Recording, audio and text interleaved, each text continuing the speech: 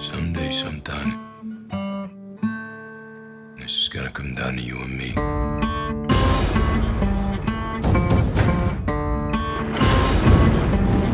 The way that Frank Castle was introduced in the Daredevil story, he was very much reeling from personal trauma, and I'm enormously grateful that I've the opportunity to go further into that story.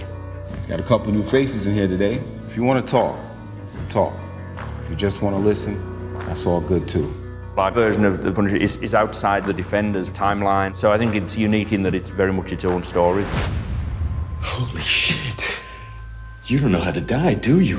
When Daredevil, Frank just wanted to find the people that got to his family and kill them. You killed my family to get to me. We figured if there were enough dead bodies, nobody would really care to look close enough at any given one of them. The journey we take him on is we reveal that there was a whole other level to the conspiracy. This is Operation Cerberus. We capture, interrogate, and execute high-value targets. We really are setting this in the world of the military. Sir, this looks like an ambush. Russo. I trust Frank's instincts, sir.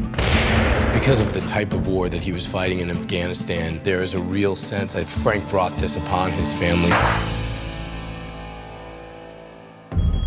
You're Frank Castle, right? Frank Castle, the dead man? You are not the only ghost in this town, Frank. So when we find Micro in the beginning of the first episode, he's like a deeply, deeply paranoid man who has spent months and months and months trying to find Frank Castle and reaching out to him because he feels like they have some common enemies. You and me, we want the same thing right now. So work with me. Micro is unbelievably smart. He's got his own desperate, tragic situation. Your family's dead. Anyone that ever looked at you sideways, they're dead, and you just keep on going. You're a psychopath. They don't realize it, but they're both longing and in despair because of the loss or the absence of their family.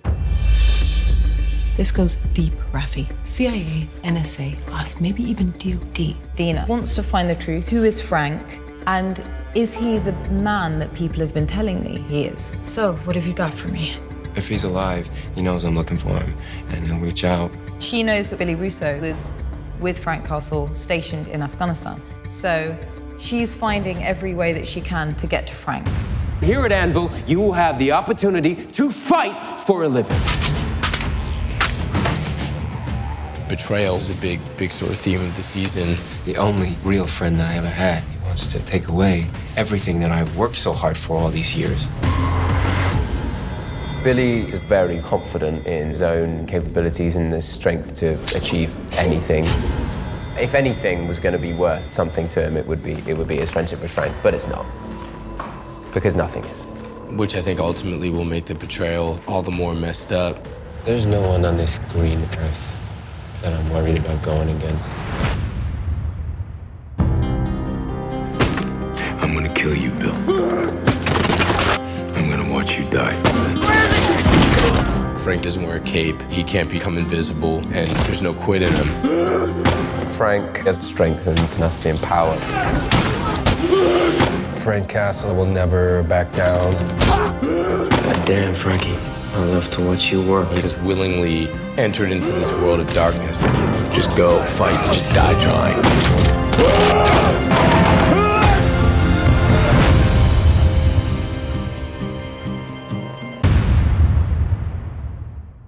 Hey, Vali here. Did you like that Marvel video? Do you think Marvel always gets the castings right? Well, did you know that Howard Stark has been played by 3 different people? Jared Sanders posed as Stark Sr. in photographs in Iron Man. Mad Men actor John Slattery played him in Iron Man 2 and Captain America Civil War, and Dominic Cooper played the young Howard in Captain America, The First Avenger and Agent Carter. Who's your favorite Marvel character? Let me know in the comments below. And remember, we publish new videos every day, so be sure to subscribe for more great content. See ya!